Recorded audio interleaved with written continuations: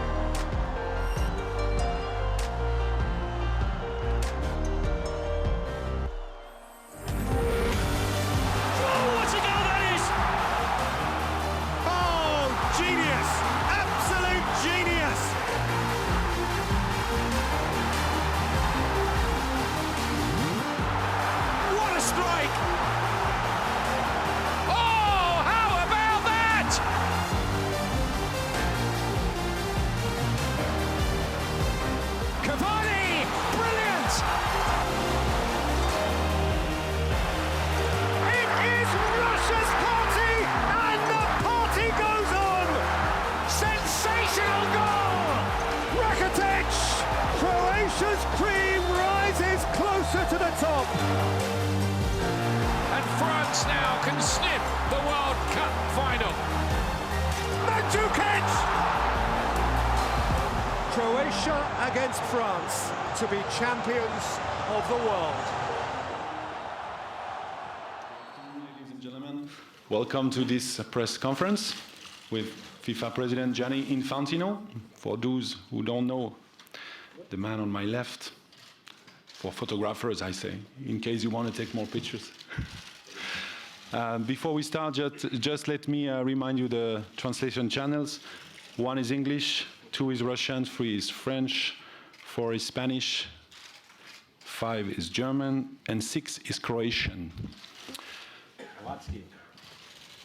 Please, can you introduce yourself, the name of the organization you work for, and also the language in which you want to ask your question. Before we start with questions, I leave the floor to the President for his opening remarks. Thank you very much. And first of all, please allow me to welcome you all here for this press conference, and of course, more importantly, for this fantastic, incredible, unbelievable World Cup. I would like to thank you all for the work you are doing, for the great work you are doing to bring to the whole world the excitement and the passion that we can feel in this country since the beginning of this World Cup 1 month ago, and with the climax, of course, still to come in 2 days from now. As for the opening and just a few remarks from my side, well, the first remark is that since a couple of years I was saying that this will be the best World Cup ever. Today I can say it even more, with more conviction, because I lived it and you lived it. It is the best World Cup ever.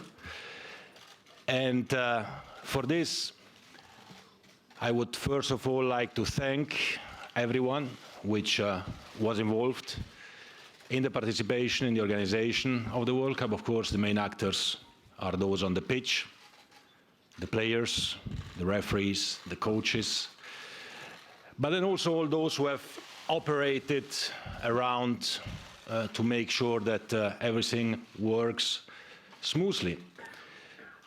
The Russians, the Russian people, a big, big thank you to Russia. Spasiba Rossiya. Thank you very much. Big thank to the Russian government, President Putin, of course, the local organizing committee, the Russian Football Union, everyone who was involved in this country to make sure this World Cup would be the best ever. All the people, the volunteers, of course, the smile of the World Cup, the heart of the World Cup, but also all those who have been working. More than 100,000 people are involved in one capacity or another in the operations of such an event like the World Cup, and all of them have operated, have worked very hard to make sure that this World Cup is the best ever, and it is a big success. I think also that this World Cup has been so far a big success because we can again breathe football and live football when we are at a FIFA event.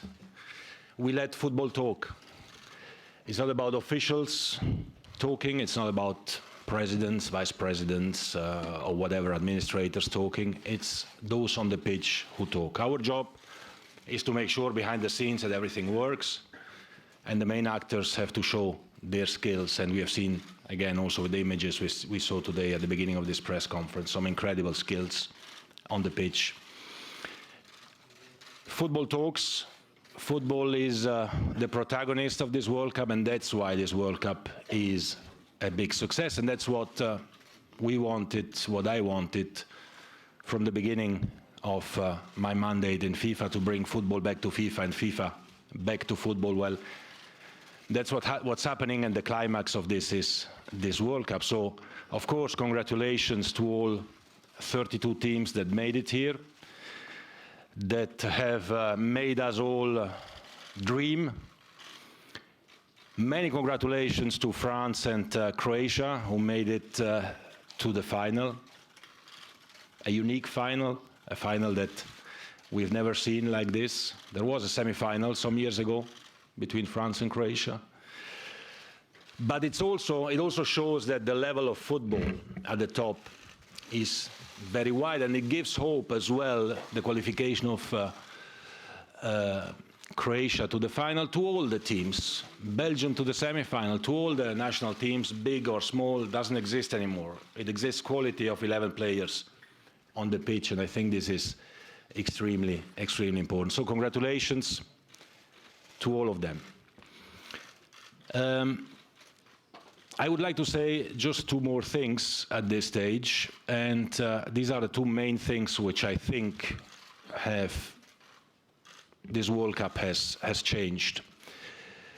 The first thing is that this country, Russia, has changed. Russia has become a real football country, a country where football is not only the World Cup, which is organized at excellent level, but where football has become part of the country's DNA and the country's culture. This is thanks to the performance of the Russian national team, of course, but also thanks to all the work that has been done, the infrastructure, the stadiums, everything is extremely beautiful and extremely efficient, and the legacy of this World Cup will put Russia on the top of the countries in terms of football around the world, because what has been built here is also for the future, and there are concrete plans by the Russians to make sure that the stadiums will continue to live, and FIFA will be at the side of the Russian Football Union and the Russian people to make sure that football continues to live in this country. The second thing that I think this World Cup has changed as well is actually the perception of the world towards Russia. I think that everyone who has been here, you have been here for quite some time, we have been here for quite some time, thousands and thousands, actually around 1 million people have been in Russia, not only Moscow, not only in St. Petersburg, not only in Kazan, but in all the host cities. And everyone who has come here has discovered actually a beautiful country, a welcoming country, a country full of people who are keen to show to the world that what maybe sometimes is said, well, is not actually what happens here. It's a country which is extremely rich in culture, extremely rich in history of humanity, of humankind, history of all of us. And we can see it and we can discover it in all the cities, and I think this has been a great adventure And I'm sure that the thousands and thousands of people, the hundreds of thousands of people who came, they all have enjoyed the welcoming atmosphere, the warm atmosphere in Russia, in all the cities, by all the people. And I think that a lot of preconceived opinions have changed with and thanks to this World Cup, because everyone has seen the true nature of all the people here in Russia. And I would like to thank the Russians, as I did already, but also the thousands and thousands of people who came, the Colombians, the Peruvians, the Mexicans, the Argentinians, the Iranians, the Poles, everyone, of course, from South America mainly, but also from Africa, from Asia, Senegal and Japan supporters cleaning the stadiums. These are after the end of the game. These are some good and positive news that you reported, and that show as well the spirit of friendship, the spirit of party that we had in this great World Cup.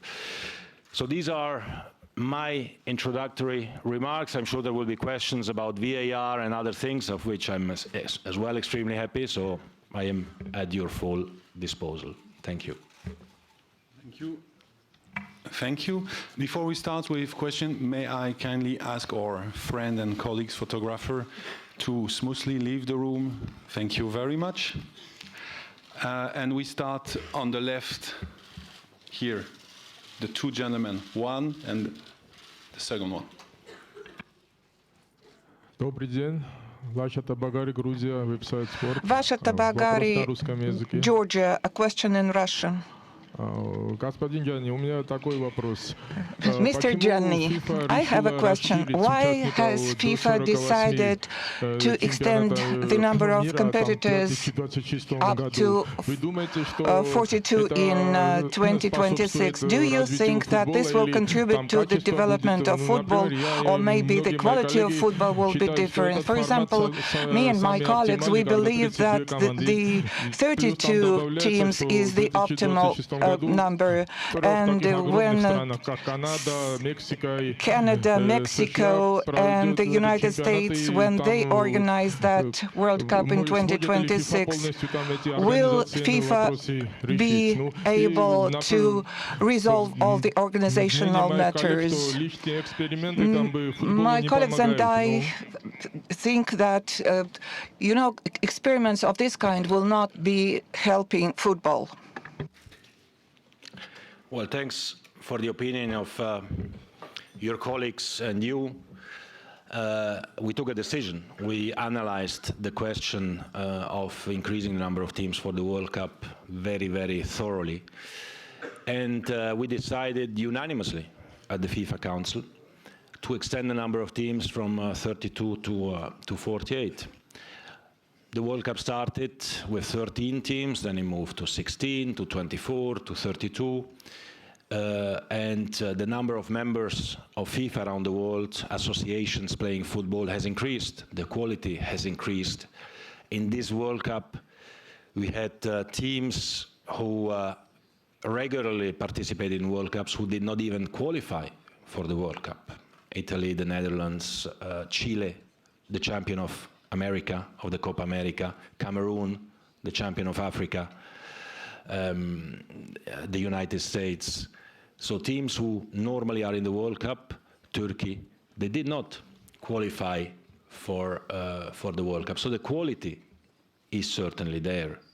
And we see it as well with what has happened in this World Cup, with Croatia in the final. Who would have expected a small country, of course, rich in football culture and football history as well, but a small country reaching the final? This shows that the quality is very high at a very broad level, and there is nothing more powerful than participating in an event like the World Cup to boost football in a country. Panama participated for the first time in a World Cup here in Russia. They scored even 2 goals, I think, and they celebrated the first goal that they scored against England in the World Cup like if they would have won the World Cup. And this is the World Cup. This is the World Cup, and the impact that this had and this has in football in Panama and the whole Central America, with the construction of venues, of stadium, of pitches, with kids, boys and girls, registering in football schools and going to play football. This is what we have to do. And finally, 48 teams is less than 25% of the FIFA members, so I think it's still a reasonable number looking forward. I'm sure that the hosts in 26, United States, Canada, and Mexico, will be ready to host a great World Cup. Johnny, Stephen Goff, The Washington Post in English. What is your take on the concussion issue, which has risen again at this World Cup? We've seen players suffer head injuries and go back into the game very quickly, something that we saw 4 years ago as well. Is FIFA doing enough to require adequate checks, health checks of players who suffer head injuries? Well, I think our medical experts have analyzed the question, have, of course, issued very strong recommendations, which is something that did not happen before as well. At the end of the day, however, of course, there's always the responsibility of the team doctor, right, to decide whether the player of the team can go back or not, and has followed all the necessary protocols. Of course, the health of the players is crucial. Concussions are, a very, very serious matter, which we take very seriously as well, and that's why we have issued not only recommendations but also expert advice. And can we do more? Well, of course, we will debrief, we will analyze after this World Cup and see whether any additional measures are necessary to protect the health of the players in a more efficient way.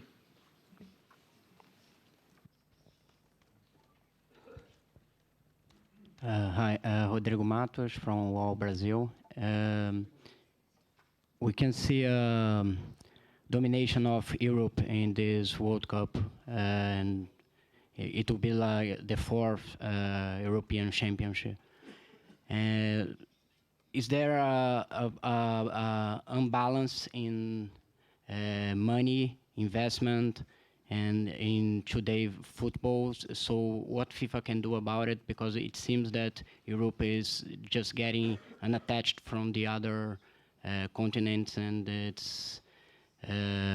seems that the football is coming to not as balanced as it was in the past. So what FIFA can do about it? Well, how balanced was it in the past? We had winners from Europe and from South America. Uruguay from South America won it quite some years ago, more recently Brazil and Argentina, and then a few European teams with newcomer Spain recently, and of course France in '98. But we have now a final this time where we have one team that has won the World Cup once and one team that has never won the World Cup. And I don't think that Croatia is necessarily a powerhouse of world or European football as a country, right? But they are in the final. So at the end, it comes down, of course, to the quality of the players. And it comes down as well, I think, to the work, to the professional attitude, and of course, to the way of operating in football. But I think that this World Cup, of course, shows by the results a dominance of the European teams.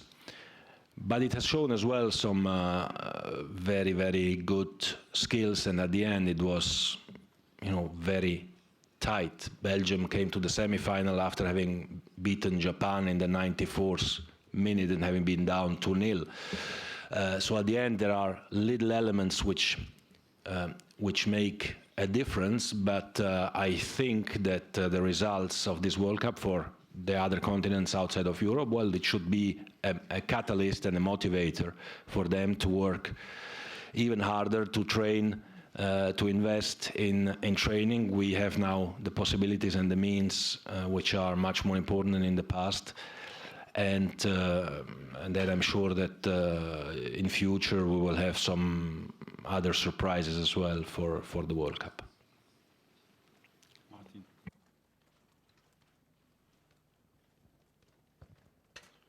Martin Fernandes from Globo, Brazil. Do you have a final decision about 48 or 32 teams in Qatar? Because Van Basten said yesterday here in the same room that there will be no 48 teams in Qatar, it will be 32. And what can you say about Neymar World Cup? He was very criticized for diving, for simulation. How do you assess Neymar World Cup? Well, it's not the World Cup in 22, whether it's 32 or 48, is something that will be discussed and decided in the next months. First, we will discuss with the Qataris, and then if there is a possibility, we'll discuss it, of course, in the council and with the stakeholders, and then we will decide calmly and quietly what the best decision is. So there is still time. No decision has been taken in this respect yet. For the moment, we have a World Cup with 32 teams. That's what we have.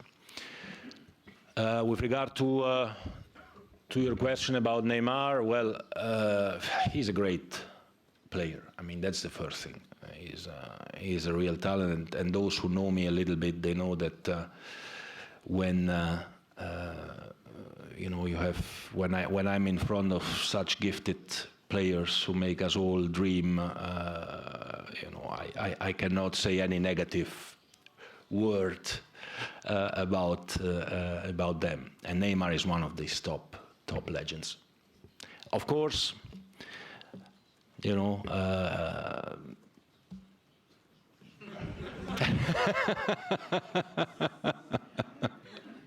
he will show us much more of his skills in the future, I'm sure. Of his real football skills. We go that side. Yes. Presidente, felicitaciones. Mr. President, congratulations. It's been a great World Cup, and thank you to Russia for welcoming us here and showing us a very different country, as you said a moment ago. Contrary to what many people thought in South America. Now, focusing on Qatar, when will that change be made? Because football schedules and calendars will have to be changed around the world, depending on whether the World Cup takes place in October, November, or December, depending on the climate. So when will these changes be made? I'm sure they'll be necessary so that all the dates fit in. That decision has already been taken. The World Cup in Qatar will take place from the 21st of November until the 18th of December 2022. European leagues and leagues around the world have been informed already, and of course they will have to adapt their dates and so that they can fit in and dovetail with the World Cup. I think the decision, I think this is the right decision, because we can't play football in Qatar in the months of June and July. And in November and December, the players are going to be in tip-top shape for a World Cup, because it's right at the beginning of the season. Thank you for your question. Here. Can you move the microphone, please? Thank you. Mr. President, Eugenio Salinas from Chile. I agree with you. This is the World Cup ever. I have been coming to see the World Cup since 1998, and certainly it has been the best so far. But looking towards Qatar, in South America, we are concerned about how the decision will be taken. Are you going to keep those 4-5 groups? That's the first question. And the fact that United States, Canada, and Mexico have won the bid for 2026, will that undermine in some way the chances of Argentina, Uruguay, and Paraguay for 2030? The answer to your second question is no, definitely not, because CONCACAF and CONMEBOL are different confederations. So this will have absolutely no impact at all on that decision. I also believe that for 2030 we'll have many bidding proposals, many bids. So we really hope that we can carry out an appropriate process, as we did for 2026, to choose the hosts. The slots, as for the slots for Qatar that you asked me about, again, we're going to have to take a formal decision, but if it's going to be a World Cup with 32 teams, as we expect at this moment in time, I don't see any reason why the slots should be changed, the current slots, but certainly this will have to be debated and discussed, and of course, if we do have 48 teams at that World Cup, there will be more slots for everyone. Thank you. Hi, question in English. Rob Harris from Associated Press.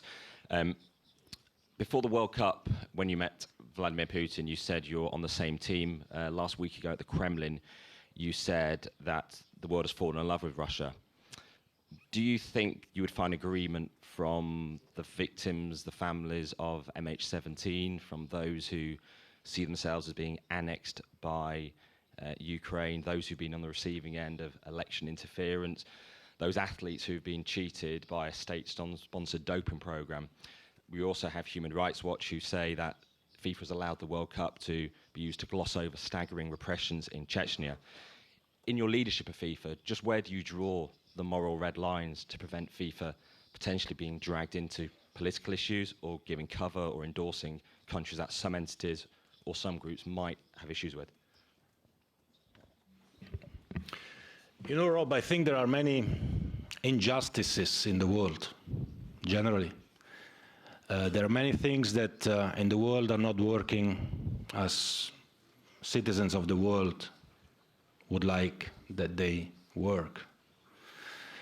There are many things that we would like to change in the world.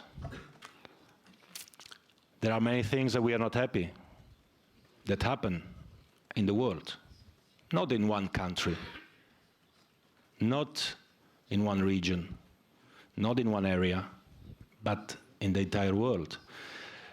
And of course, we have all to try to work, to do, to speak, to make things change for the good, wherever we can. But here we are at the World Cup. We are focusing on football. We are focusing on celebrating football. And actually, I think that one of the things that we are missing in the world, more and more, is the capacity to speak to each other, to have a dialogue. And I think that's the basis to solve some of these issues. If there is no dialogue, if there is no discussion, if there is no, not even understanding, but at least, you know, a little bit of respect, then we cannot go anywhere. And if football and the World Cup can contribute to open some channels, to open some discussions, to help those who have to take the important decisions for our world to at least, you know, start to speak to each other and to realize that there are people, human beings living everywhere in the world, some in better, others in worse conditions, then, you know, I think we have done already something.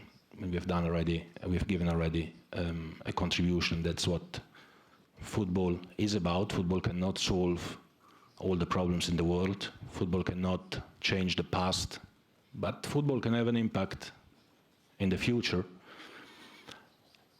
And maybe some people who are taking important decisions for our planet could take, you know, some, not advice, but at least look into what we are trying to do in football and maybe take some inspiration of some of it to try at least to address these issues, because we have to look forward, learning from what has happened without denying what has happened, of course, and with the respect for those who have been touched personally and directly from what happened everywhere in the world, and looking forward. And again, if football can contribute a little bit, and I think it does, and this World Cup is a testimony for that, then I think it's already a positive outcome. We have two questions on the right side, here and there after, and then we go to the middle. Bonjour, Président.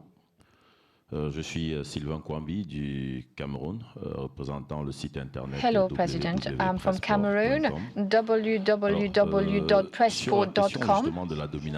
I would like to come back on the issue of the European domination in football. According to you, could this be also linked to the quota issue? Because Africa can only send 5 teams to the World Cup. So is that not undermining Africa and increasing the domination of the European continent? When it comes to the accreditations issue, yesterday there was a press conference on discrimination. When it comes to media accreditation, this method used by the World Cup, which means that you send to your members, to the different member associations, different codes, that means that there is no more discrimination, because if you are, for example, a problematic element as a journalist for your member association, it is possible that the accreditation code is not going to be given to you. And to conclude, Mr. President, do you think that FIFA should review its governance system more rigorously? Because we have realized that the majority of African countries and the majority of the member associations have a lot of problems. For example, Cameroon is going from standardization to standardization.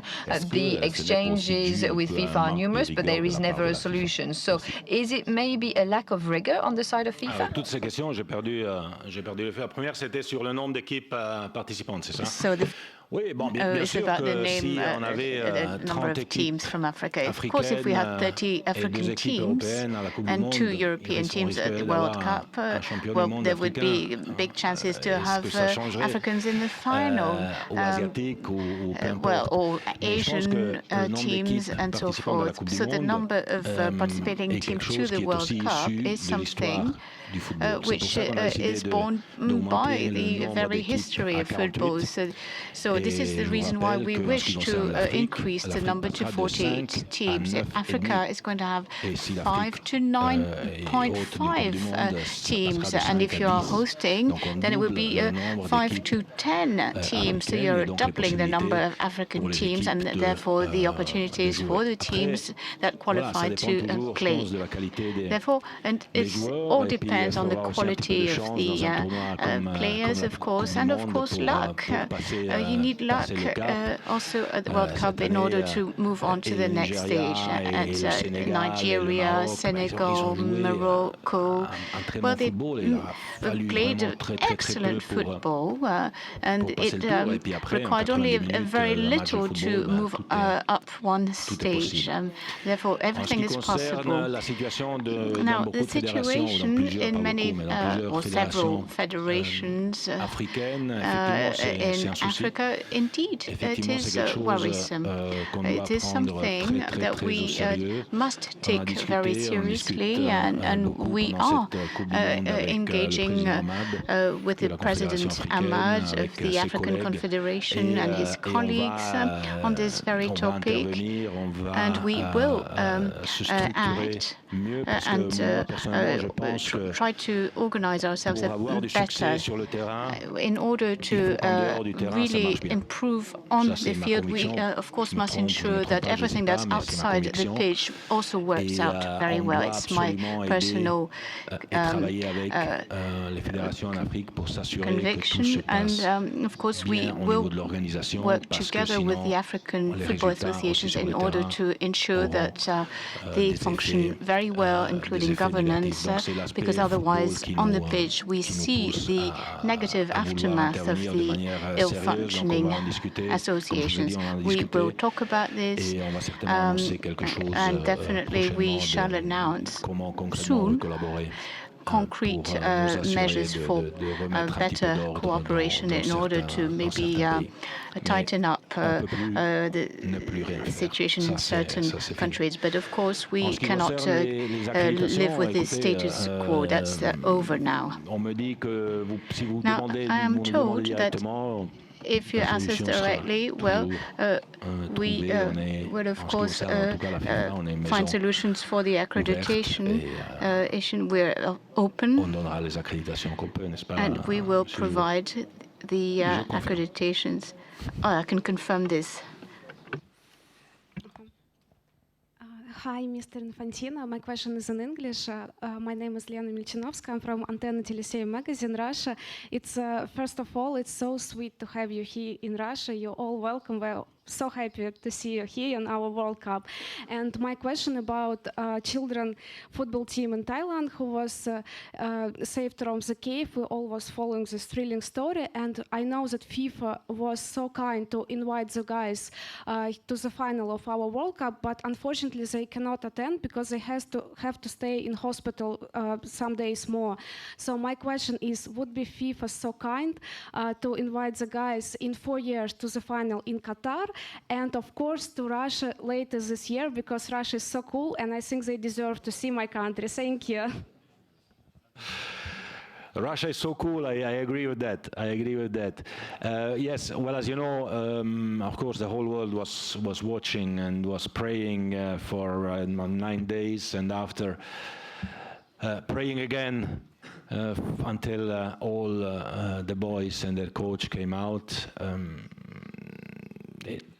It touched not only football, I think, but the whole world, in particular football, because it was about a football team of boys like we've all been, and we've all done maybe things when we were 11, 12, 13, 14 years old with our football team that we cannot say to anybody. I'm sure if I look around the room and you start remembering when you were playing football with your teammates, what you were doing. But it was, thanks God, there was a happy end for the boys. We invited them for the final. Unfortunately, they cannot come. We will invite them for the best awards in September in London. And we are thinking certainly also on some other activities that we can do in Thailand, or maybe to take your suggestion to invite them anyway to come to Russia or to the World Cup final in 4 years. Let's think what good ideas we can have. But let me also remind for a second, there was one of the divers who helped and who was helping to get the boys out who unfortunately died during the operation, and I would just like to express our sincere condolences and our sympathy to his family, his friends. I mean, he has been operating to save lives, and in the joy of having rescued the kids, we might forget those who every day actually put their life in danger to save life and to help people, and would like to remember this person in particular, and all those again who make sure that we live in our secure environment. Thank you. Thank you very much, Mr. Infantino. Grum Seifu from Ethiopia. My question is... Where are you? I cannot see you. From Ethiopia. My question, my first question is... Bob Marley? No, from Ethiopia. Yeah. My first question is, you are seen on the stands with world leaders seeing games. So what you are talking about with these leaders when you are seeing, so football is a lot of emotions. And my second question is, when you call this World Cup the best ever, can you highlight some of your points to back this idea? Thank you. Yes, well, I'm talking about mainly about football, about emotion, about passion. Anyway, they are all stressed for one team or for the other team, so most of the time I have to calm them or give them more hope if their team receives a goal, to tell them, don't worry, there is still time to recover. And then when I say this on my right, the one on my left gets angry, so I need to tell him, great goal, and continue like this. I need to be a little bit the referee also if they want to hit each other, but that has not happened so far, at least. But we have some good discussions, and what I can realize, which is something I did not know as well before, is that actually all these world leaders, they are actually human beings like you and me, and they want to enjoy as well, and they want to have a laugh and have a smile as well from time to time, and that's good that they can have this with football. What was the other question?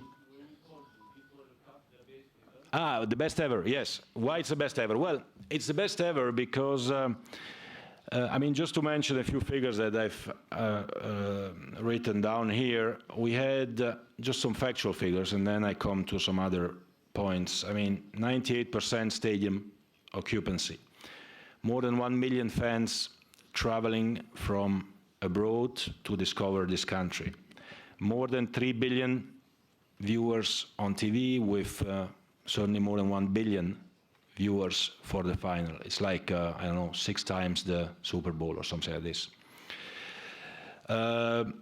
In FIFA's digital channels, now that we are living in a digital area, we have more than, their content has been viewed more than 11 billion times, more than 7 million visitors in the fan fests. We had, when it comes to football, great success with the VAR, video assistant refereeing.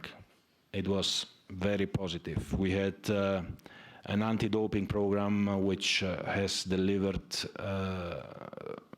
unprecedented tests, and so far, we touch wood until the end, but so far, 0 positive results.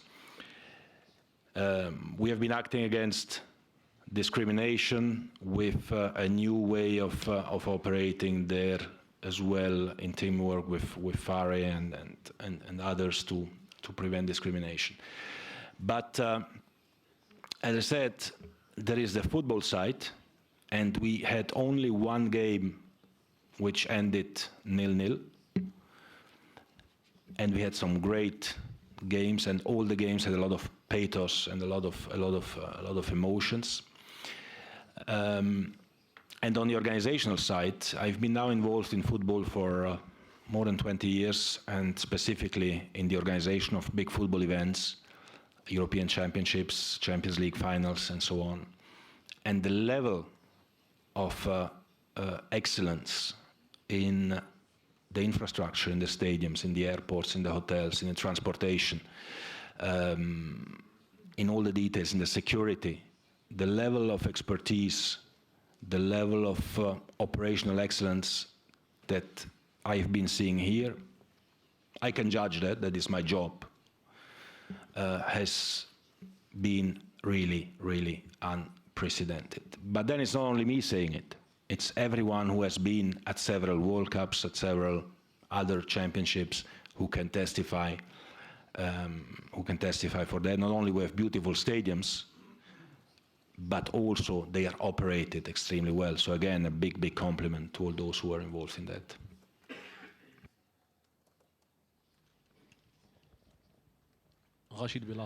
And the party, great party in the whole of Russia, by the way. Huh?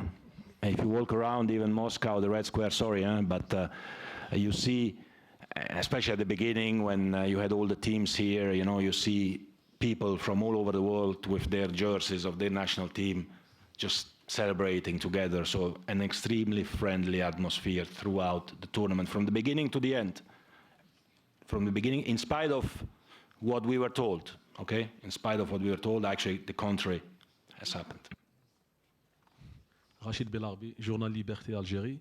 Rachid Belarbi, Algerian newspaper. I would like to really pay tribute to you, sir, for having decided to go against protocol rules and wear the volunteers' sweatshirt. I would like to thank you and thank the Russians, because without them we would not have had such a wonderful World Cup on the pitch and outside the pitch. It was really unique.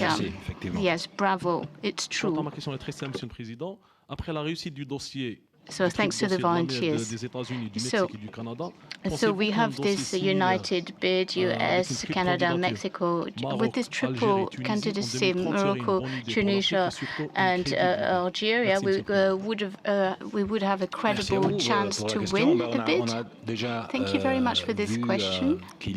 Well, we saw that we have received this bid by 3 countries in Latin America. That's 2030. Actually, I do believe in these joint bids because it's an enormous event. We must also be aware not to create white elephants, so have huge stadia in the desert that will not be used after the World Cup. So I do agree that it's good to have a joint bid and have 2-3 countries join forces to organize it.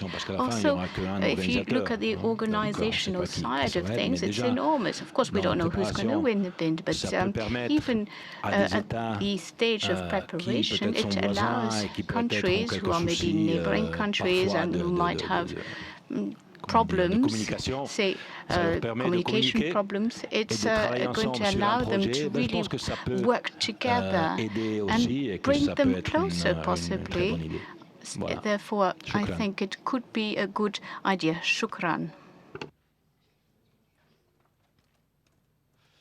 Philipp Sommer, ARD. Herr Infantino, wenn ich auf Deutsch fragen darf. Mr. Infantino, I'd like to ask a question in German. As you said today, it would be that the 48-team format would be really great, given also Croatia as a small nation being in the final here. And it's strange that you haven't spoken yet to the Qataris who've been here for at least a month now. But I'd like to ask you, who would have the final word on that? Qatar say, if we're too small, we want to have 32 teams, and legally speaking, we're entitled to that. But how do you go about this, and how would you convince them otherwise? Well, it's too early to start speculating about that. Of course, we've already spoken to the Qatar delegation, and we will continue to have that dialogue. Everybody is open-minded about this, and we engage in a frank and open debate.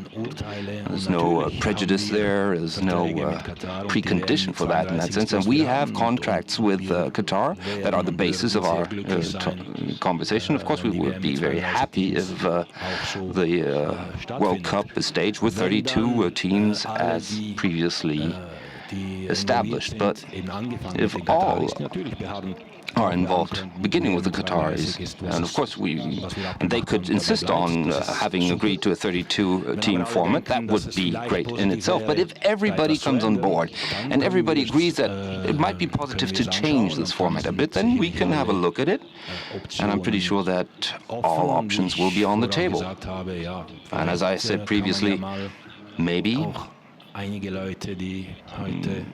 some people who, or as I said to the previous speaker, maybe we could bring those who are having difficulties communicating with each other to start dialoguing with each other. In football it is as in normal life, but maybe football can open up a door to communication between neighbors here. So we have the door is slightly ajar, and we will see how it moves on from there. Thank you. We'll be back with Richard Conway in 1 second.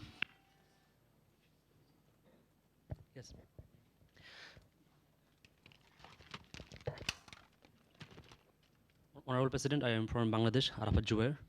After when you're taking the charge of the FIFA president, you took a good initiative, FIFA Forward Program. So your thought is that 2026, 48 countries is also the thought of the globalization and development of football.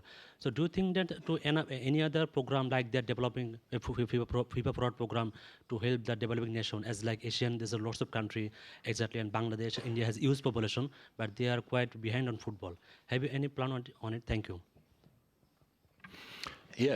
Yes, we have many plans and we have many ideas. As you know, I have about 10 new ideas every day. That makes the life of those who are around me quite difficult. But I like to put these ideas on the table and to discuss them, quietly. Then 99% of these ideas end up where they came from, but some are continuing, like the World Cup with 48 teams. And I think what we were discussing as well before, we need to make sure that we raise the quality of football all around the world, not only in Europe. I was working in Europe. I was working in UEFA for 16 years, and we have been working very hard with club licensing system, with development programs, with youth tournaments, and so on, to bring European football at the top level. We have to work around the world as well. It's not just about the forward program and distributing millions to the world. It's about investing this money in a meaningful way in concrete development programs, and that's what we have to do now. We have to make sure that the money is invested in the right places, that we can invest in the training, that we can invest in youth competitions, that we can create new youth competitions, for example, that we can think about more meaningful games. You are mentioning Asia, and in Asia, and similarly also in CONCACAF in the past. Some national teams, they were playing in a 4-year period, maybe only 4 or 6 games. How can you improve your skills if you don't play international games? Well, we have to create games, always in respect of the international match calendar, of course, but we have to create it, and to create meaningful games. When I see the passion that there is in Asia, in many countries for football, we need to invest there, and we need to think about new competitions again. CONCACAF has just introduced a Nations League in their continent. We are thinking about doing something with other confederations in this respect as well. We are thinking about the new Club World Cup, because the basis, of course, of football development is, of course, as well club structures and club development all around the world. And for this, we need to foster this competition. We have to invest in women's football. We are thinking about the new Women's World League, because 50% of the world population, the ladies, need to be treated in the right way as well, even in a sport which is said to be a macho sport like football. We have to invest in women's football. We have programs, we have ideas, and we will see what we can, how much we can convince the others to make sure that this money is invested. Let's not forget we multiplied by 4 the investment program with the new forward program, which is already having, of course, an impact, but it must be much more impactful in the future. We have 2 last questions. One is there. The last one will be there, close to the volunteer, the man with the laptop. Yes, you. You. But the last for you, first here. Yeah, sorry for all the others, but we have to finish at some point.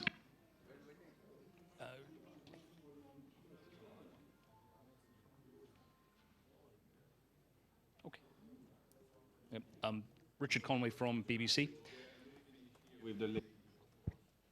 Mr. Infantino, it strikes me that everyone at this World Cup gets paid, from the players to the council members with their $250,000 salaries, to yourself, of course. The people that don't get paid... And yourself? And myself, yeah, absolutely. Yeah, we all get paid. The volunteers, though, don't get paid. You're here today in the volunteers' top. They work the longest hours. They speak multiple languages. They always have a smile on their face. They've been an asset to this tournament. Is it morally right that FIFA continues not to pay these volunteers? And is it something that you will look at for the Qatar tournament, an issue there, something, worker welfare, to put it mildly, has been an issue in that country for many years. Is it right that FIFA continues not to pay the volunteers?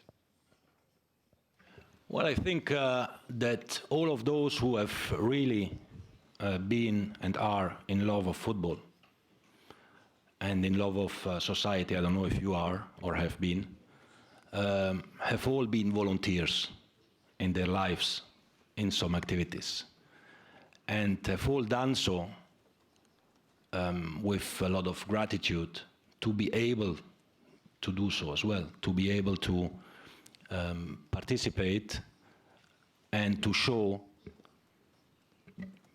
for example, here in Russia, what impact the smiles of the volunteers and what impact they can have for their country, for their people, to give this a great atmosphere. Sports events around the world are organized as they are with the help of volunteers all over the world. I'm here in a volunteer tracksuit, also to thank, of course, the volunteers for their work, to tell them that, yes, as FIFA president, I am paid, everyone is paid, those who are working, you are paid. But we've all been, and we are all as well, volunteers. Maybe not at the World Cup because we have a job, but as soon as we go back home, we drive our children to their football or basketball or handball tournaments, and we help selling drinks or prepare sausages or help in the restaurants or whatever. We are all normal people, and that's the basis of how sport is working with and thanks to the big help of the volunteers and the thousands and thousands who have contributed to this World Cup deserve a great, great respect and a great, great thank you from the FIFA president, from Gianni, and I think from all of those who have benefited from their work. Presidente Diego Macías en español para el diario La Argentina. President Diego Macías for an Argentinian journal. It is true that all countries have developed, but Argentina and Messi came here feeling very strong and very confident. Could you tell us something about that? And you have said that you have watched the games with world leaders. I'm not going to say who surprised you because they didn't know about football, but who surprised you because they knew about football. Well, President Macri was not here.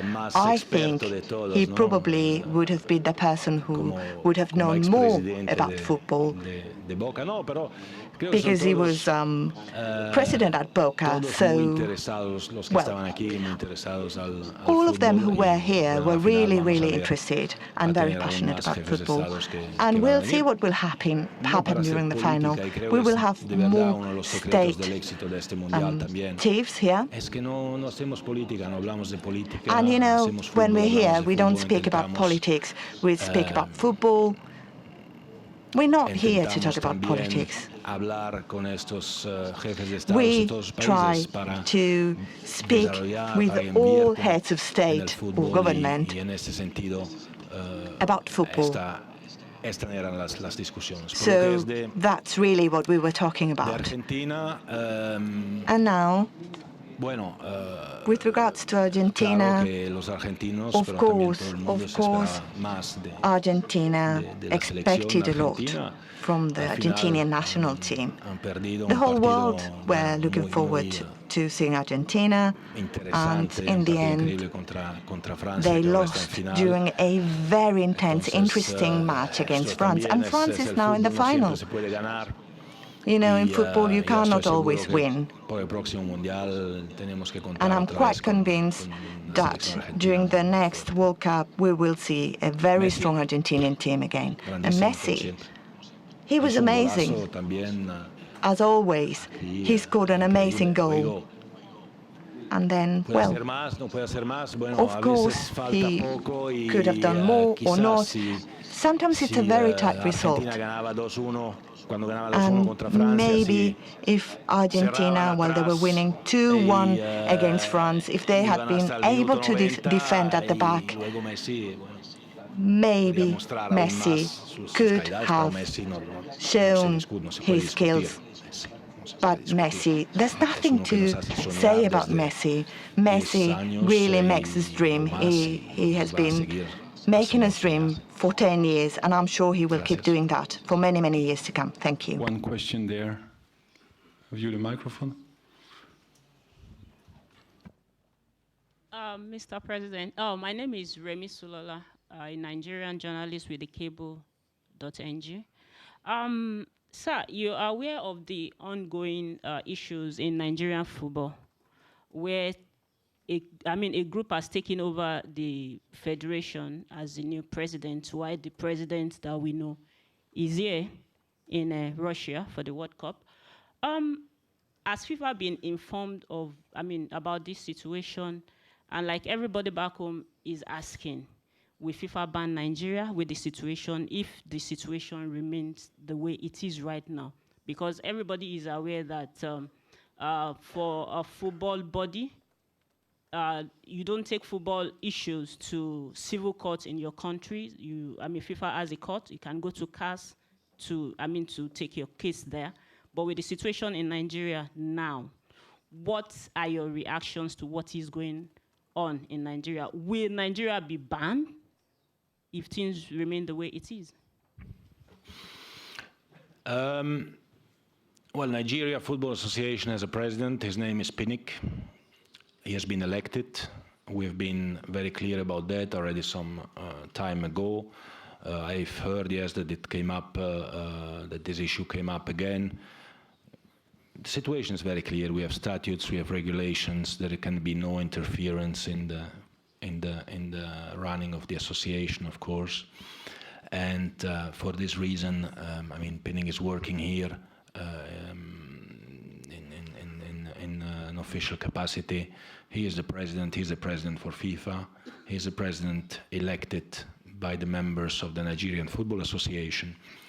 And that's the end of the story. And if any external body thinks that they can change the situation, then of course Nigeria would risk to be banned like it happened in other countries as well, because we have processes, democratic processes, and they just need to be respected. So it's a very clear-cut and simple case as far as we are concerned, and we have made this very clear, and if it's necessary, we'll make it even more clear. And maybe you can help us transmitting that message if it didn't come across yet clear enough. Thank you. The last question, first row. Mr. President, I'm going to speak Spanish. I'm from Portugal. First of all, I'm going to speak a mixture of Spanish and Portugal. Now, we've come to so many World Cups, and we've been very touched by the people of Russia and by the volunteers, by everyone in Russia. Now, my question is on the VAR. In Portugal, we've been looking at VAR for 1 year now, and FIFA was brave enough to bring VAR into a World Cup. What are your conclusions regarding the use of VAR here? And a lot is being talked about in Portugal. The question is, are the conditions right for people to see at the stadiums the replays and to know what we're looking at? And another question, should UEFA follow in the steps of FIFA and use VAR in the Champions League? Because the Champions League is the visible face of UEFA, and they don't use the VAR system. Yeah, because it's about VAR, and since the body in charge of the laws of the game is the International Football Association Board, with the 4 British members, as we know, the official language for that is certainly English. Thanks for the question. Even if you would not have asked the question, I would have said a few words about VAR, because, and I'm actually happy that nobody, until you came, asked the question, because it means it's now kind of accepted. It's working. It's working well. It has worked well. you were saying, yes, we were brave to put it in place. Actually, we started a test phase a bit more than 2 years ago. It was 1 week after my election, beginning of March, in an IFAB meeting. To be honest, I was skeptical, but I thought that if we don't test it, we will not know if it can work or not. We tested it, and I like myself as well, not just to listen to advices, but also to understand what is happening. So I put myself into it, I got interested in it, and I realized, and this was then the unanimous opinion of all the experts as well, that we should try it at the World Cup. Not try it, but we should put it in place. First, officially, we approved it in March of this year, after a 2 years test period, and then we decided to bring it for the World Cup. The results, and again, we speak here about facts, not about words or feelings or perceptions. The results are extremely clear and extremely positive. There were over 440 checks so far. There were 19 reviews in the 62 matches, so around 1 review every 3.5 matches. There were 16 decisions changed. Changed means from a wrong decision to a right decision. So when you check a vocabulary and you go and check the word progress, progress means to make things better, to improve things compared to the past. This is progress. This is better than the past. VAR is not changing football. VAR is cleaning football, is making football more honest, more transparent, helping the referees to take the right decisions. It's a very difficult job, and from the 440, whatever, 5 or 7 checks that we made, or that they made, 95% were already correct. Thanks to VAR, we increased from 95 to 99.32. It's the latest figures. Of course, we touch wood for the next 2 games, obviously. It's not 100%. No, it's not 100%. And, but it's 99.32%, which is better than 95%. In the other 3 what? No, they checked, but it was not, the decision was not changed. Because, and this is what I wanted to say, because there are a couple of things that we need to know. And the first one is that football is a contact sport. It's not every contact is a foul. And this entails as well an interpretation of the referee. So the referee is seeing it on the pitch. He's then going, if necessary, to watch it as well on the screen. But of course, in a super slow motion, everything seems to be, if you watch whatever, but I don't know, those of you who remember Bud Spencer and Terence Hill movies, you know, it looks like they go to hospital, you know, not the 2 of them, but all the others after every movie. But actually nothing happens. Now, if you see something in a super slow motion, it seems like God knows what. But football is a contact sport, and there is an interpretation. When there is interpretation, it's the referee who decides, obviously. And he can decide on one direction or in the other direction. But what we have already achieved with VAR is that he has the possibility to double-check, to make sure that he took the right decision, to change this decision if necessary. But where the interpretation remains, it remains. But on the clear decisions, there is no interpretation, and everything is 100% clear. And I don't know if you realized, but the goal on offside is finished in football. At least in football with VAR. You will never see anymore a goal scored in an offside position. It's finished. because either you are or you're not offside. These are clear decisions. And this is over. How many times have you been writing about he was offside, he was not offside? How many in the past? Now you have to find other arguments to write because the offside is finished. The decisions are more clear, are more transparent. And actually there is another side effect of VAR, which is the educational part. Look at how many red cards there were in the last editions for violent conduct. There were in the last editions of the World Cup. In '98 it was 16, and the last couple it was between 6, 7 red cards for violent play. In this World Cup, so far, 0 red cards for violent play. Why? Not maybe for VAR, but certainly also for VAR, because everyone knows that whatever you do, if you do this in the face, somebody will see it. One of the 36 or 8 or 50, whatever cameras will spot it, and then you will be sent out. So this is not happening anymore. But it was not on the face. The Ronaldo case was not on the face. It was not on the face. The referee saw, he went to check, he decided it was not on the face. That's why he didn't give a red card in this situation. If it would have been on the face, yes.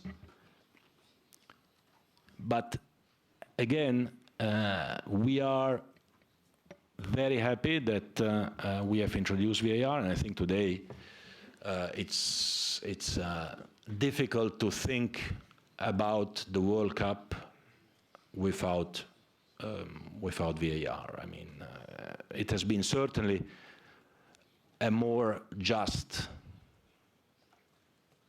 competition thanks to the VAR. And this is what we wanted to achieve, and this is what we have achieved so far.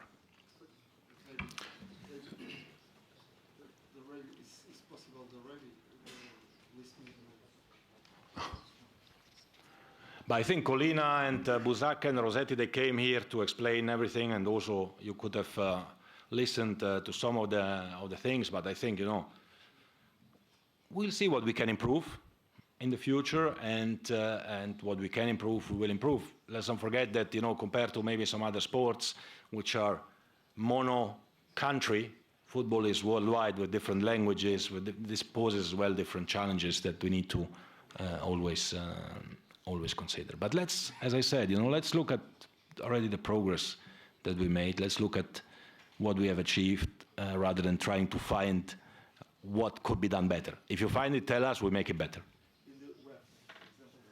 I have been in UEFA until 2.5 years ago, and now there are other people, and they will decide for the best of UEFA, I'm sure. Thank you very much.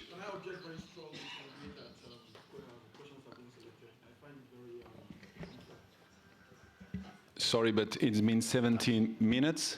You are more than 130. We cannot stay there for 2 hours.